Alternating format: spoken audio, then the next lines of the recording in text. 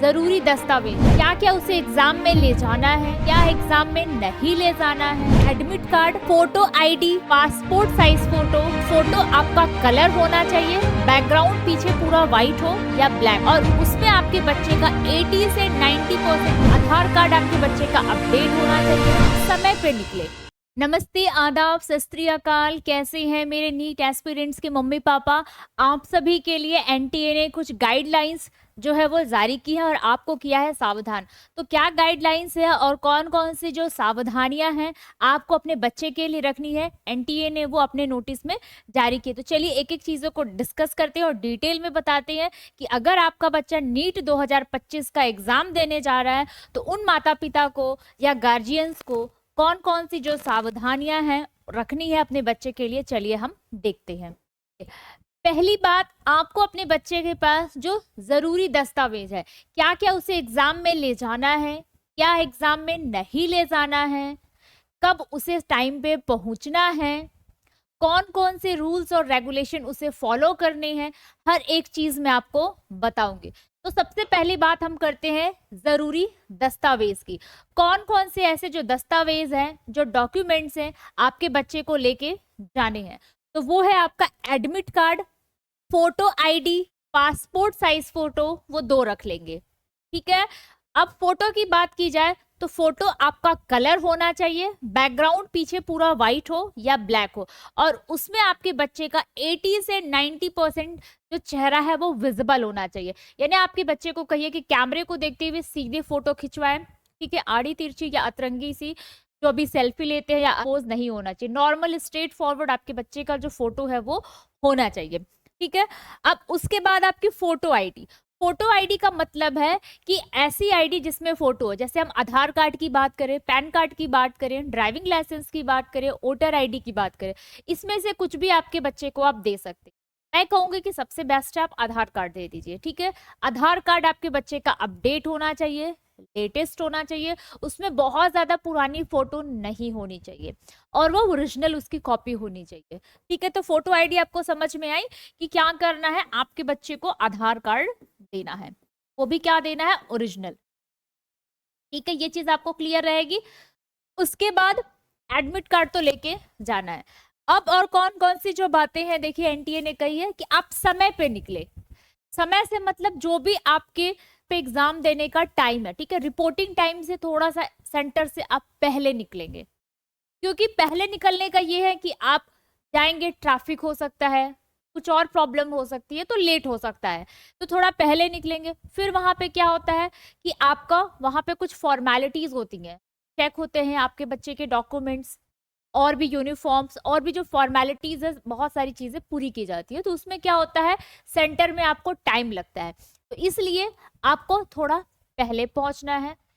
ये आप बहुत ध्यान रखेंगे। सबसे इंपॉर्टेंट चीज कि आपको समय से पहले पहुंचना है, क्योंकि वहां पे जो आपका रिपोर्टिंग टाइम है उसमें लेट हुआ तो आपके बच्चे को एग्जाम में बैठने नहीं दिया जाएगा। तो इस गलती से बचेंगे, आप समय पे निकलेंगे। उसके बाद परीक्षा केंद्र पर समय से पहले पहुंचने की योजना बनाएं। आपको पता होना चाहिए कि आपके जो बच्चे का सेंटर है वो कहाँ पे है।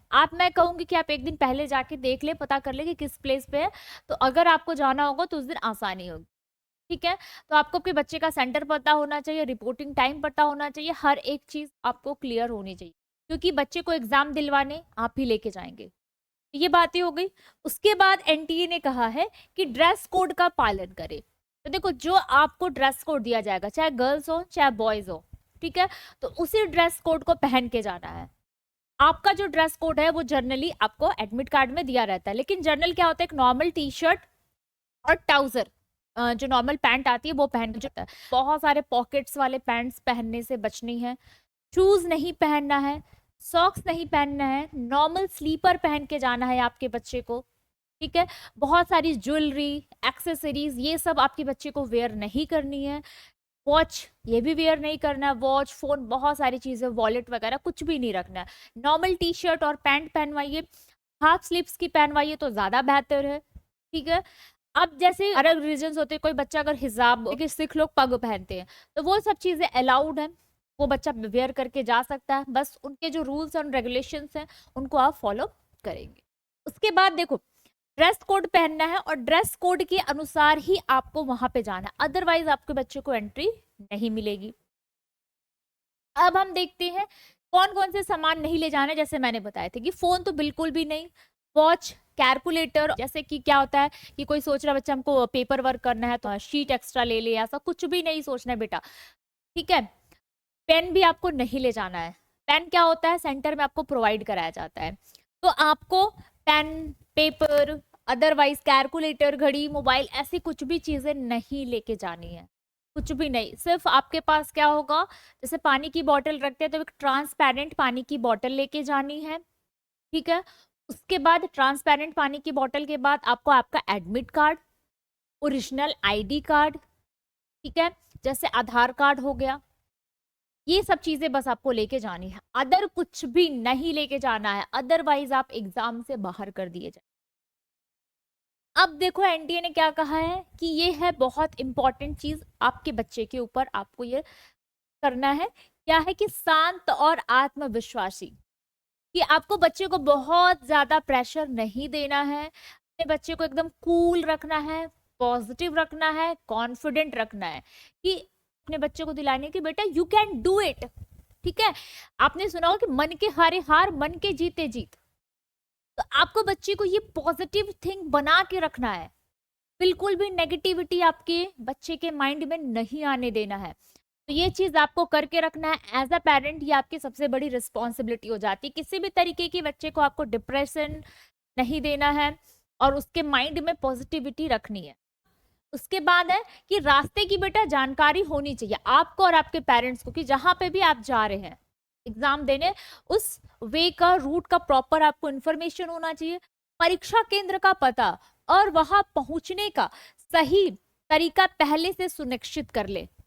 ये मेरी अभिभावकों से अपील है कि ये चीज आप सुनिश्चित करके ही चले। उसके बाद आपको क्या करना है कि उम्मीदवार को परीक्षा केंद्र में सिर्फ यही चीजें देखो लेके जानी है, क्या है, एक पासपोर्ट साइज फोटो, एक और आप एक्स्ट्रा रख लीजिएगा।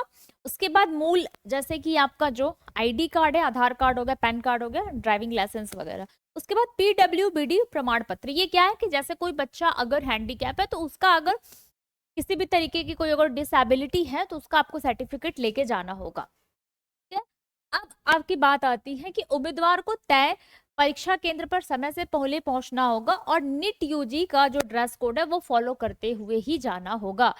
अब लास्ट वाली जो इम्पोर्टेंट बात है कि माता पिता या जो अभिभावक यानी कि जो बच्चे के गार्जियन, उनका मोबाइल नंबर और ईमेल देना जरूरी है, और एक्टिव मोबाइल नंबर और एक्टिव ईमेल नंबर ही देना जरूरी है। ऐसा क्यों है, क्योंकि जो नीट यूजी 2025 का कंफर्मेशन पेज है और फाइनल स्कोर कार्ड है, उसकी एक कॉपी आपके पेरेंट्स या गार्जियन को भी भेजी जाएगी।